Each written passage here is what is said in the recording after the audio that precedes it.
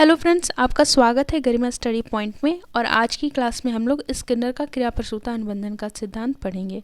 तो चलिए स्टार्ट करते हैं। अगर थोड़ा सा पहले बेसिक कॉन्सेप्ट थोड़ा देख लेते हैं, जिसमें हम लोग ने पिछली में हम लोग पावलोव के सिद्धांत को पढ़ा था सीखने के।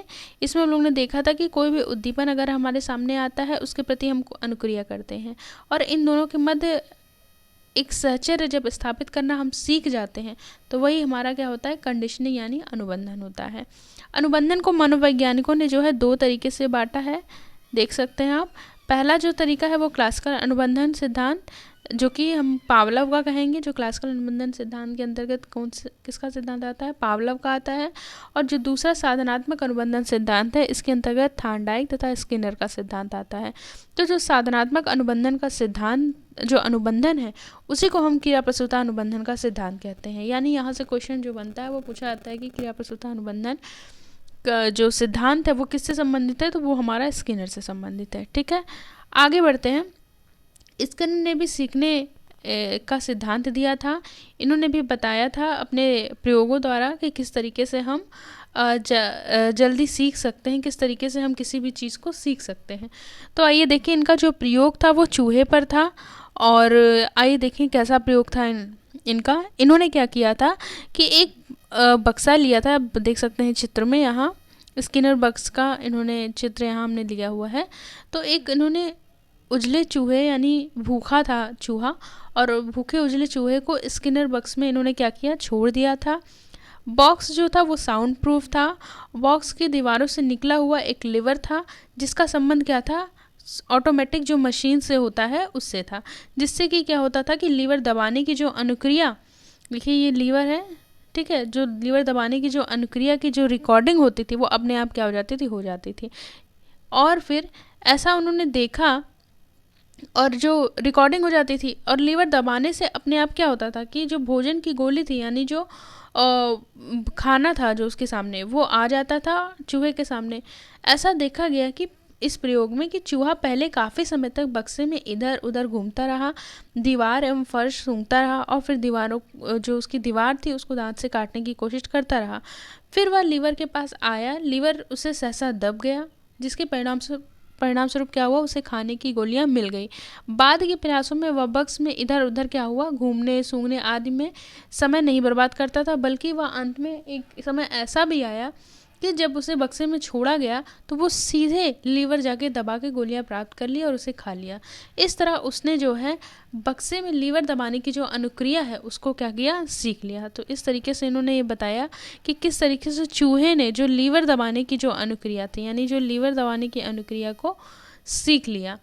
तो स्किनर ने इस तरीके के कई प्रयोग जो है किए हैं। उन्होंने कबूतर पर भी प्रयोग किया, और उसके परिणाम लमसम ऐसे ही आए। इन्होंने प्रयोगों से स्पष्ट क्या किया कि देखिए, इनका जो इनका प्रयोग था उससे इन्होंने क्या स्पष्ट किया कि ये स्पष्ट किया कि प्राणी द्वारा सीखने की जो अनुक्रिया होती है उसमें पुनर्बलन का विशेष महत्व होता है। यानी कि इन्होंने ये पाया, ये सारे जो उन्होंने प्रयोग किया चूहे पे, उसमें ये पाया कि अगर किसी व्यक्ति को कोई चीज़ सिखाना है तो उसमें सबसे महत्वपूर्ण जो होता है वो पुनर्बलन होता है। और इसके प्रयोग में जो पुनर्बलन था वो क्या था, भोजन की गोलियाँ। ठीक है, आगे चलते हैं। आगे थोड़ा शिक्षा के दृष्टिकोण से स्किनर द्वारा प्रतिपादित सीखने के सिद्धांत में नामांकित कुछ अंश जो उल्लेखनीय है उनको भी यहाँ हम देखेंगे। तो आइए देखते हैं। सबसे पहले अगर हम देखें तो यहाँ देखिए, पहला जो था कि सीखने के दो प्रकार, ठीक है, लमसम ये देखा जाता है कि जो अगर हम कुछ चीज़ सीखते हैं तो वो दो तरीके से सीखते हैं। कौन कौन सी, एक प्रतिवादी अनुक्रिया द्वारा सीखते हैं, क्रिया प्रसूता अनुक्रिया द्वारा सीखते हैं। ठीक है, प्रतिवादी अनुक्रिया के अंतर्गत क्या होता है कि इसमें जो स्पष्ट उद्दीपन होता है, यानी आपके सामने जो भी उद्दीपन है वो आपके सामने दिखेगा।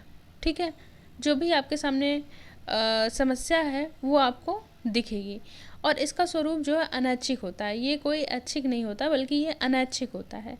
और इसको हम देखे हैं कि जो पावलोव का प्रयोग था उसमें हम लोग कुत्ते पे प्रयोग किया था। कुत्ते द्वारा भोजन देखकर मुंह में लार आना, भोजन उसके सामने क्या था, स्पष्ट उद्दीपन था, मतलब उसके सामने भोजन रखा गया था जिससे कि उसके मुंह में लार आ रही थी। लार आना एक जो है प्रतिवादी अनुक्रिया है, और उसके लार, भोजन को देखकर मुंह में लार आना, ये कोई बहुत इच्छा करके नहीं, बल्कि ये स्वतः स्वाभाविक प्रक्रिया थी जो कि अनैच्छिक भी हो सकती है। ठीक है, तो इसमें जो प्रतिवादी अनुक्रिया में क्या होता है, स्पष्ट उद्दीपन होता है और इसका स्वरूप कैसा होता है, अनैच्छिक। यानी ये जो प्रतिवादी अनुक्रिया जो है वो पावलोव से संबंधित है। पावलोव ने कहा कि जो सीखना है वो प्रतिवादी अनुक्रिया द्वारा होता है।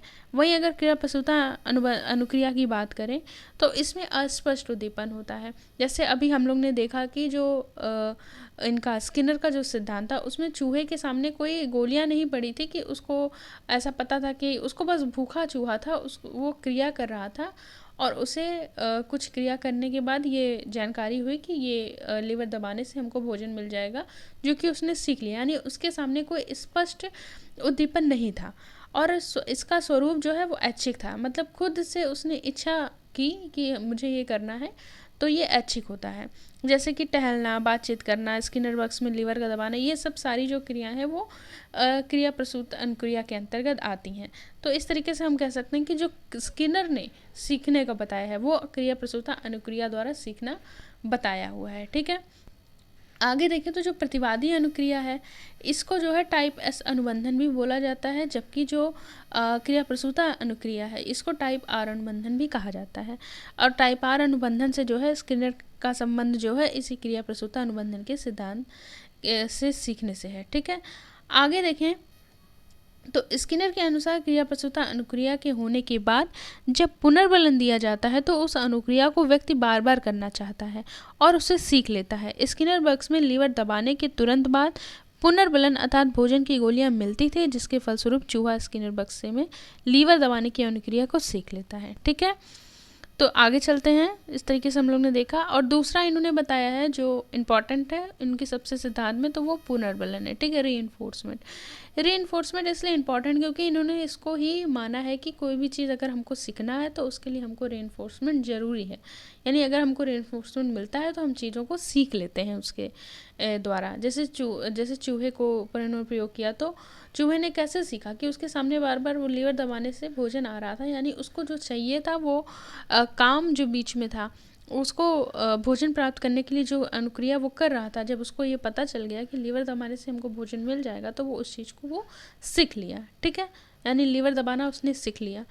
अब देखते हैं आगे। जैसे पुनर्बलन से तात्पर्य जो होता है वो वैसे उद्दीपन से होता है जो किसी अनुक्रिया को भविष्य में होने की संभावना को बढ़ाता है।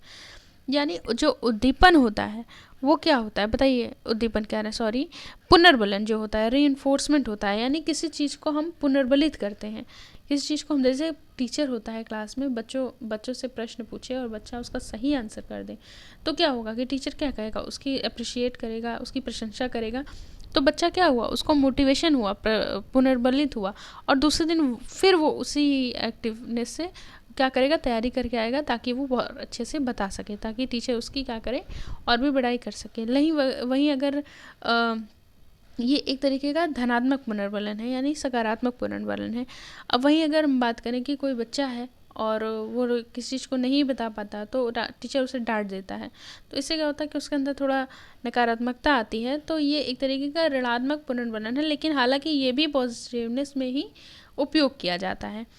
तो आइए देखिए, इन्होंने पुनर्बलन को बताया सबसे महत्वपूर्ण कारण। तो पुनर्बलन से तात्पर्य वैसे उद्दीपन से होता है जो किसी अनुक्रिया को भविष्य में होने की संभावना को क्या है, बढ़ाता है। दो तरीके का पुनर्बलन बताया, एक धनात्मक पुनर्बलन, दूसरा ऋणात्मक पुनर्बलन।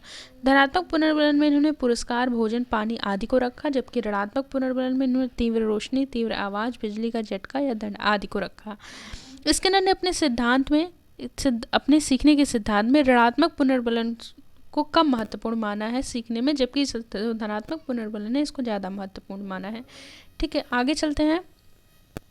आगे देखिए तो पुनर्बलन अनुसूची की बात इन्होंने की। ठीक है, किसकी बात की, पुनर्बलन अनुसूची की बात की, यानी शेड्यूल ऑफ रीइंफोर्समेंट। इसमें इन्होंने कहा कि जो पुनर्बलन अनुसूची से तात्पर्य क्या होता है कि ऐसी योजना से होता है जिसमें यह उल्लेख रहता है कि कितनी अनुक्रिया करने के बाद कितने समय के बाद व्यक्ति को क्या किया जाए, पुनर्बलन दिया जाए। तो इसको दो भागों में इन्होंने बताया है, एक आंशिक या पुनर्बलन या विरामी पुनर्बलन और दूसरा सतत पुनर्बलन। आंशिक पुनर्बलन में क्या होता है कि कुछ अनुक्रिया के बाद हम पुनर्बलन देते हैं, कुछ अनुक्रिया के बाद पुनर्बलन नहीं देते हैं। वहीं अगर सतत पुनर्बलन की बात करें तो हर अनुक्रिया के बाद यहाँ पुनर्बलन दिया जाता है। इन्होंने कहा कि जो आंशिक पुनर्बलन है वो सतत पुनर्बलन से ज़्यादा ही इम्पॉर्टेंट है, ज़्यादा ही प्रभावकारी है। देखिए इसमें कहा है आंशिक पुनर्वलन देने से सतत पुनर्वलन की अपेक्षा क्रिया प्रसूता अनुक्रिया तेजी से होती है तथा ऐसी अनुक्रियाओं का विलोप भी जल्दी नहीं होता है। आगे देखें तो इसमें अंतर्नोद की बात की है। अंतर्नोद में जो है व्यक्ति की जो आंतरिक अवस्था होती है जो क्रिया प्रसूता अनुबंधन के लिए व्यक्ति को प्रेरित करती है, यानी कोई भी चीज़ आपको इंटरनल रूप से मोटिवेट करे। इन्होंने जो अपने प्रयोग में देखा कि स्किनर ने अपने प्रयोग में पाया कि जब चूहे को अधिक देर तक भूखा रखा गया, यानी उसको ज़्यादा देर तक अगर भूखा रखा गया तो उसमें अनुक्रिया करने की दर भूख कम होने की स्थिति की अपेक्षा तीव्र होती थी। यानी जब वो भूखा होता था तो ज़्यादा तेज़ी से अनुक्रिया करता था, जबकि भूख कम होने पे वो कम तेज़ी से अनुक्रिया करता था। अतः इस तरीके से उसको जब उसको भूख लगती थी तो वो ऑटोमेटिक अंदर से वो जो है कि भोजन खोजने की प्रक्रिया ज़्यादा तेज़ी से करता था। तो इसलिए जो है अंतर्नोद की अवधि अधिक होने से पुनर्वलन का सीखे जाने की अनुक्रिया पर अधिक प्रभाव पड़ता है। ठीक है, आगे देखते हैं। तो आगे जो है पांचवा जो है शेपिंग में इन्होंने बताया, शेपिंग में एक बहुत महत्वपूर्ण चीज़ है कि इसको जो है हम क्या बोलते हैं, क्रमिक सन्निकटन की विधि मानते हैं। क्या बोलते हैं, क्रमिक सन्निकटन की विधि, यानी मेथड ऑफ सक्सेसिव अप्रॉक्सीमेशन। इससे क्वेश्चंस आते हैं कि ये एक्चुअली है क्या। तो आइए देखें शेपिंग में क्या होता है कि इसमें व्यक्ति व्यवहार धीरे धीरे किसी खास लक्ष्य की ओर पुनर्बलन के आधार पर ले जाया जाता है। जैसे चूहे को उस बक्से में जो लीवर था उसके पास ले जाने के लिए पहले क्या किया गया, उसके सामने भोजन की गोलियां गिराई गई, फिर जब वो उसके छूने पे ही भोजन की गोलियां गिराई गई। इस तरीके से धीरे धीरे करके उसको लीवर के पास ले जाया गया और पुनर्बलन के आधार पे, और जिससे वो कि लीवर दबाना सीख पाया। तो इसी तरीके से जो शेपिंग भी है वो भी यही है कि व्यक्ति का व्यवहार धीरे धीरे किसी खास लक्ष्य की ओर पुनर्बलन के आधार पर ले जाया जाता है, इसे ही शेपिंग कहते हैं। चूहे को स्किनर बॉक्स में छोड़ देने पर वह लीवर के पास सीधे जाकर उसे दबाना नहीं सीख लेता था। प्रयोगकर्ता लीवर के पास आने पर पहले भोजन की गोलियां देता था, फिर लीवर को मात्र छूने पर भोजन देता था। इस तरह चूहे का व्यवहार लक्ष्य की ओर अर्थात लीवर दबाने की ओर धीरे धीरे पुनर्बलन देकर आकृष्ट कराया जाता था। इसे ही हम क्या बोले हैं, शेपिंग बोले हैं। ठीक है, तो इस तरीके से हम लोग ने शेपिंग भी देखा। आगे जो है इन्होंने बोला था कि स्किनर ने शेपिंग की जो प्रविधि द्वारा चूहे, कबूतर व मनुष्यों को काफ़ी जटिल कार्य करना भी सिखाया था। मनुष्यों के साथ शेपिंग प्रविधि में पुनर्बलन का प्रभाव जो है अधिकतर कैसा होता है, ऑटोमेटिक होता है। यानी जो मनुष्यों के साथ अगर शेपिंग प्रविधि की बात करें तो इसमें जो पुनर्बलन का प्रभाव जो अधिकतर वो देखा गया वो ऑटोमेटिक होता है।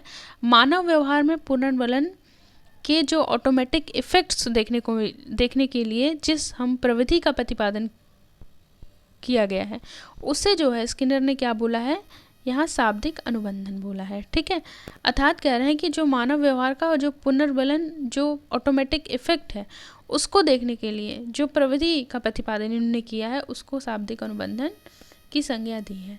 तो इस तरीके से हम लोग स्किनर के सिद्धांत को पूरा देखा।